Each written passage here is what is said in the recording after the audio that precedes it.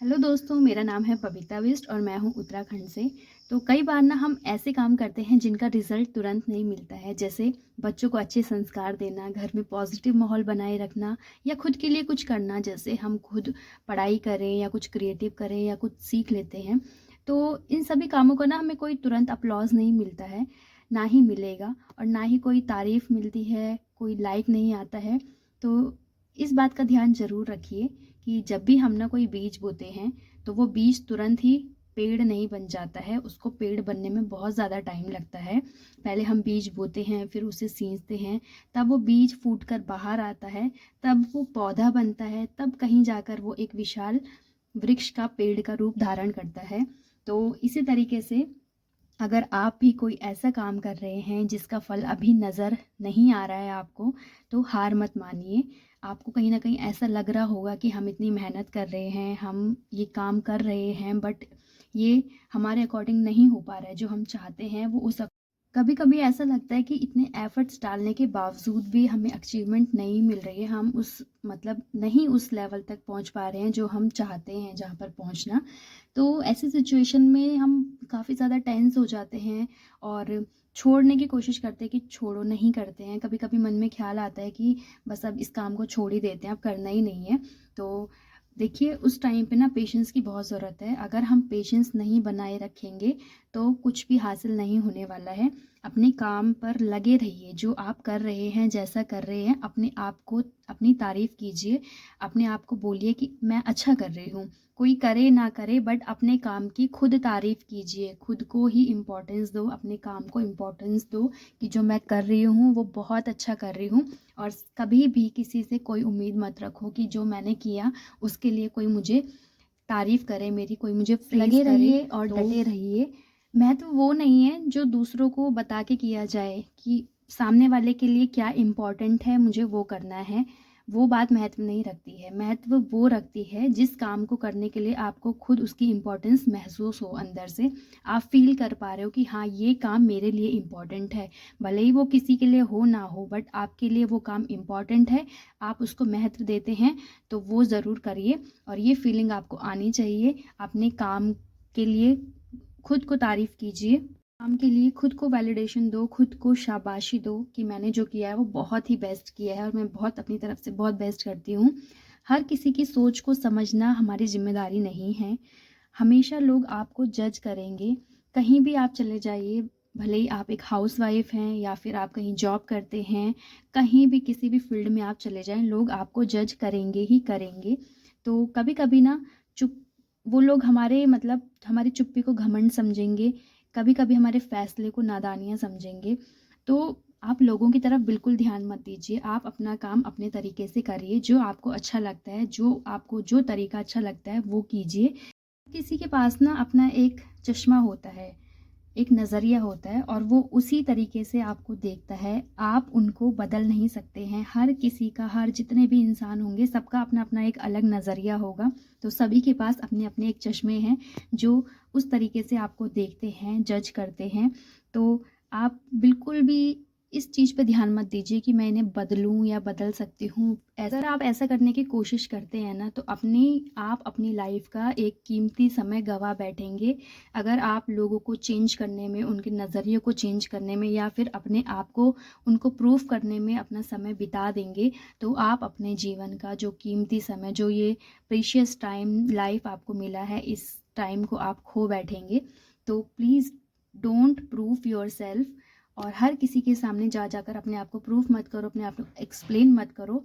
वो आप दूसरों को नहीं बदल सकते हैं, तो अपना जो कीमती समय है वो खुद पर लगाएं, बजाय किसी को बदलने पर या उनकी सोच को बदलने पर। वो जो सोचते हैं, जो बोलते हैं, वो उन्हीं तक सीमित रहने दीजिए। एक कान से सुनिए, एक कान से निकाल दीजिए, बाकी करिए वो जो खुद को अच्छा लगे, आपके दिमाग को, आपके दिल को अच्छा लगे और जो आपके परिवार के हित में हो वो कीजिए, जो सबके हित में हो वो कीजिए।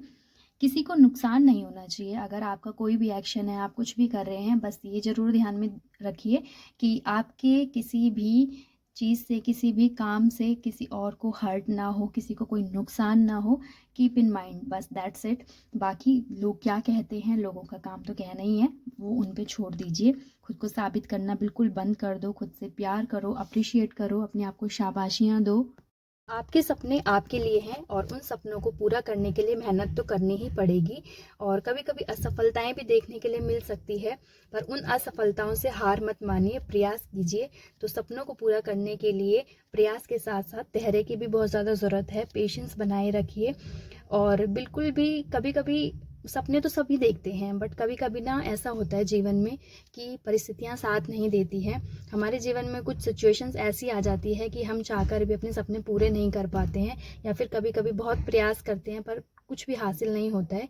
तो पीछे मत हटिए, हार मत मानिए, कोशिश करते रहिए, कभी ना कभी आपको सफलता ज़रूर मिलेगी। तो दोस्तों, ये थी मेरी कुछ आज की इम्पोर्टेंट टॉपिक्स, तो मैंने सोचा आपके साथ शेयर करूं। और आई होप कि आप थोड़ा सा मोटिवेट हुए होंगे या रिलेट कर पा रहे होंगे। तो चलिए दोस्तों, अब लेके चलती हूँ मैं आपको अपने व्लॉग की तरफ। और ये व्लॉग है जन्माष्टमी वाले दिन का, और यहाँ पे मैं अपने बेटे को रेडी कर रही हूँ क्योंकि इनके स्कूल में जन्माष्टमी सेलिब्रेशन है। और वैसे मेरा व्लॉग बहुत लेट पोस्ट हो रहा है, उसके लिए सॉरी। एंड अभी इनको जाना है कृष्णा, बलराम या फिर सुदामा के अटायर में, तो मैं इसको कृष्णा बना रही हूँ। और बहुत स्ट्रगल करना पड़ा मुझे इसे रेडी करने के लिए, क्योंकि ये बिल्कुल भी तैयार नहीं हो रहा था कि मुझे बनना है श्री कृष्णा। क्योंकि बोल रहा था कि वो ना आप मेरे चेहरे पे मेकअप मत करो, क्योंकि इसको ना ये सब चीज़ें पसंद ही नहीं है। तो बोल रहा था आप मुझे लड़की बना रहे हो, भगवान तो बॉय थे, श्री कृष्णा तो बॉय थे, वो कोई गर्ल थोड़ी ना थे जो मेकअप करेंगे। तो मैंने इसको ना बहुत सारी वीडियोज़ और फोटोज़ वगैरह दिखाई कि भगवान ना ऐसे रहते थे, मेकअप कर सज धज के, मतलब सुंदर से बन के, तब जाके उसको कन्विंस हुआ। अदरवाइज़ वो बिल्कुल रेडी ही नहीं हो रहा था कि मुझे तैयार होना है और जाना है स्कूल। और मैं ना उसको हर साल वैसे येलो वाली ड्रेस ही पहनाती थी, क्योंकि कहते हैं ना श्री कृष्णा को पीताम्बर पीताम्बर ही बोलते हैं, क्योंकि उन्हें येलो कलर बहुत पसंद था। तो सब बच्चे वैसे जिस दिन कृष्णा बनना होता है जन्माष्टमी वाले दिन, तो येलो कलर की ड्रेस पहन के आते हैं।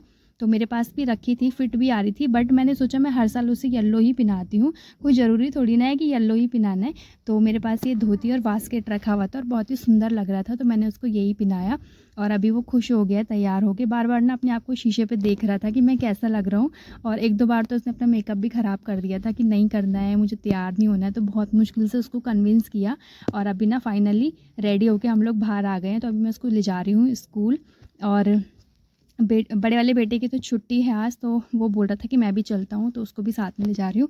और इतने में ना दूध वाले भैया भी आ जाते हैं पीछे से, तो वो बोल रहे थे कि अरे वाह भाई, कृष्णा तो बहुत प्यारा लग रहा है। तो तब जाके उसको ये लगा, रास्ते में मुझे बोल रहा था कि मम्मी अंकल मेरी तारीफ़ कर रहे थे, और यहाँ पे आंटी जी भी बोल रही थी कृष्णा बड़ा प्यारा लग रहा है। तो बच्चे सबके अच्छे लगते से अभी कृष्णा बना रखा है। तो ये मेमोरीज़ हैं एक तरीके की, जिनको मैं कैप्चर कर रही हूँ अपने व्लॉग या अपनी वीडियो के माध्यम से। तो जब ये बच्चे बड़े होंगे या हम बूढ़े होंगे, तो हम थोड़ा ये है कि उनको देख पाएंगे, उनको इस समय को हम उस टाइम पे फ्यूचर में याद करेंगे। तो ये देखिए शर्मा रहा है और आगे जाने से मना कर रहा है कि मुझे शर्म आ रही है। ये ना थोड़ा शाय टाइप का है, और बड़ा वाला बेटा मेरा कुछ ऐसे नहीं था, मतलब नहीं है, उससे कोई फ़र्क नहीं पड़ता है कोई क्या सोचेगा, कोई क्या बोलेगा। तो अभी ये देखिए कितने सारे बच्चे अभी रेडी होके आ गए हैं, और अक्सर ज़्यादातर सब बच्चों ने ना येलो ही पहना हुआ है। तो एनीवेज, सो दोस्तों, अभी मैं बच्चों को छोड़ के आ गई हूँ स्कूल से। और ये देखिए आप हमारे इधर का वेदर, और ये है ब्रिज हमारे इधर का। और मौसम भी बहुत ही अच्छा हो रखा है, क्योंकि डेली बारिश हो रही है उत्तराखंड में, चारों तरफ ना फॉग लगा हुआ है। सो फाइनली अभी थोड़ा सा, इतनी देर से उसे सुबह से रेडी कर रही हूँ, तो हो ही जाता है बच्चों के साथ थोड़ा सा।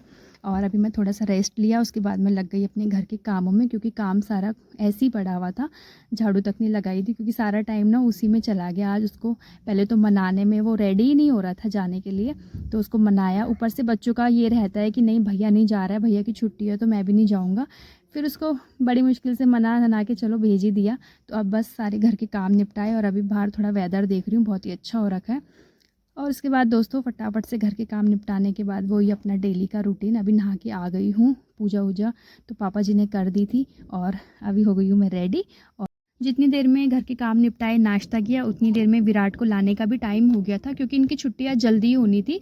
7:30 बजे गए थे और 10 बजे वापस आना था। तो मॉर्निंग का टाइम सुबह का 10 तो आराम से कब बज जाते हैं पता भी नहीं चलता है। तो अभी मैं घर आ गई हूँ और आपको सब इधर उधर बिखरा हुआ पड़ा मिल रहा होगा, क्योंकि हमारे घर का दोस्तों काम चल रहा है अभी। और यहाँ पे ये मिल रहा है अपने दादाजी से, तो ये देखिए। और अभी दादाजी ना चढ़ गए हैं पेड़ पे, क्योंकि उनको ना 2-3 आम दिख गए थे जो लास्ट के बचे हुए थे। वैसे सारे आम जो है अभी ख़त्म हो गए और सीज़न भी ख़त्म हो गया आम का, बट पता नहीं उन्हें 1-2 कैसे नज़र आ गए, तो अभी उन्हीं को निकाल रहे हैं। और यहाँ पे विराट ने अभी चेंज वेंज कर लिया है। और यहाँ पे देखिए इसकी मस्ती, वही है बच्चों के साथ, तो जिनके साथ छोटे बच्चे होते हैं उनके साथ कितना भी काम कर लो, कितनी साफ़ सफाई रख लो, फिर बच्चे सामान को ना इधर उधर कर ही देते हैं। और यहाँ पे मैं अपनी कुछ स्क्रिप्ट, मतलब मुझे कुछ 1-2 लाइन कुछ समझ आई थी तो मैं वो लिखने लग गई थी। और अभी यहाँ पे मैं वीडियो को बोल रही हूँ कि कुछ खाना है तो बताओ। सो दोस्तों ये देखिए, अभी एक चीज़ संभालो फिर दूसरी चीज़ वहीं पे पड़ी हुई मिलेगी, तो ऐसे ही होता है छोटे बच्चों के घर में। अभी बस फाइनली सारा काम वाम तो हो गया है, बस कुछ कपड़े पड़े हैं वो मैंने डाल दिए हैं, तो जब जैसे फ्री टाइम होगा उसी टाइम उनको धो दूँगी। और अभी आ गई हूँ मैं छत पे, तो यहाँ पे छत की जो है टीप होनी बाकी रह गई है, तो उसके लिए ये सफाई कर रहे हैं, तो मिस्त्री वगैरह लगे हैं। फिर उसके बाद इसको पूरा ये खरोच के जो भी इस पर गंदगी चिपकी हुई है, सीमेंट वगैरह चिपका है, उसको प्रॉपर तरीके से साफ़ कर देंगे। और तब जाके जिस दिन मौसम एकदम अच्छी धूप खिली होगी, मौसम साफ़ होगा, उसी दिन जो है छत की टीप होगी, क्योंकि मौसम की वजह से ये काम रुका हुआ है। तो अभी आ गई हूँ मैं नीचे और इसके बाद हमें जाना था कहीं बाहर। और यहाँ पे देखिए दोस्तों टाइल का काम चल रहा है, तो इधर भी साफ़ सफाई हो रही है। उसके बाद सम्राट, मैं और विराट चले गए थे बाहर किसी काम से। तो आज के ब्लॉग में इतना ही और मिलते हैं आपसे नेक्स्ट ब्लॉग में।